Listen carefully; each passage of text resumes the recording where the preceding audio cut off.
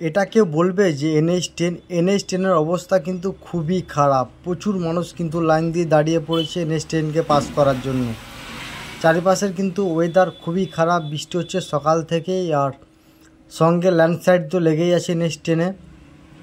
দেখতে পাচ্ছ গাড়ির লাইন, তার সঙ্গে ছোট বাইক থেকে আরম্ভ করে সমস্ত কিছু লাইন দিয়ে দাঁড়িয়ে পড়েছে।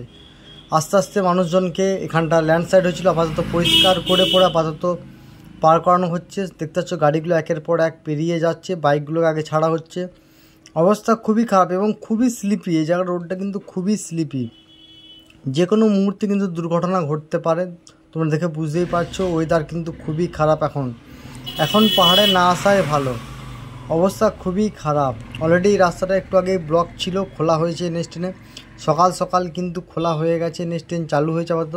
দেখতে পাচ্ছ পাশেই তিস্তা নদীর এই জায়গাটা পুরোটাই কিন্তু বসে গেছে, যে কোনো মুহূর্তে কিন্তু বিপদ ঘটতে পারে। ছোট গাড়িগুলোকে একমাত্র পাস করতে দেওয়া হচ্ছে, বড় গাড়িকে কিন্তু এখন পাস করতে দেওয়া হচ্ছে না, কারণ রোডের অবস্থা খুবই খারাপ।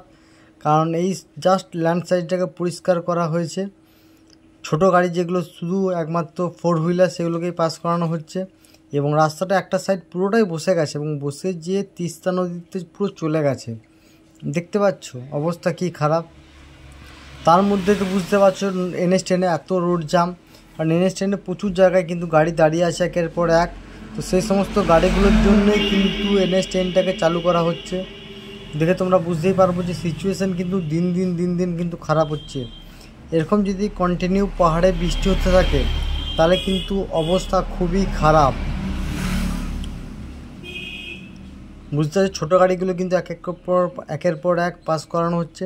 তোমরা যারা এখন সিকিমের প্ল্যান করছো তাদেরকে বলো প্লিজ তোমরা সিকিম এসো না, তোমরা ওয়েদার একটু দেখো, ওয়েদার ভালো হলে তারপর সিকিম আসবে। সামনেই পুজোর মাস, আমরাও বুঝতে পারছি প্রত্যেকের একটা ট্যুর বুক করা আছে, প্রত্যেকেই চিন্তায় আছো।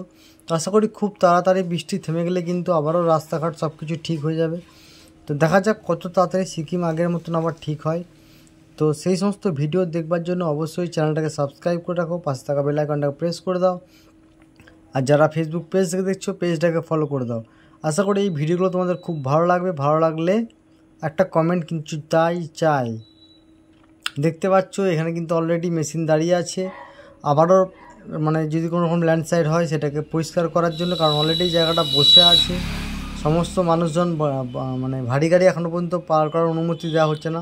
দেখতে পাচ্ছ বড়ো লরিগুলোকে দাঁড় করিয়ে রেখে দেওয়া হচ্ছে, আগে ছোটো গাড়িগুলোকে পাস করানো হচ্ছে, কারণ বড়ো গাড়ি পাস করতে যদি কোনো রকম বিপদ ঘটে যায় সেক্ষেত্রে কিন্তু আর ছোটো গাড়িগুলো পাস করতে হবে, তাই ছোটো গাড়িগুলোকে আগে পাস করে দেওয়া হচ্ছে, তারপরে কিন্তু বড় গাড়িগুলোকে পাস করানো হবে।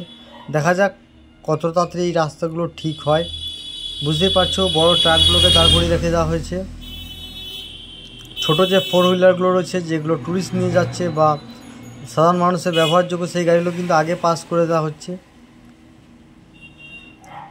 তবে বুঝতেই পারছো এইভাবে যদি NH10 দিনের পর দিন বন্ধ হতে থাকে তাহলে কিন্তু সিকিমে সবথেকে মেন সমস্যা হবে তেলের সমস্যা। তেলের গাড়ি যদি না পৌঁছায়, তেলের গাড়ি বুঝতে পারছো লাইন দিয়ে কিন্তু তেলের গাড়ি দাঁড়িয়ে পড়েছে। মেন জিনিস কিন্তু এই গাড়ি ঘোড়া বা সিকিম সচল রাখার জন্য তেলের গাড়ি খুব জরুরি, আর তেলের গাড়িগুলো কিন্তু এখানে দাঁড়িয়ে পড়েছে।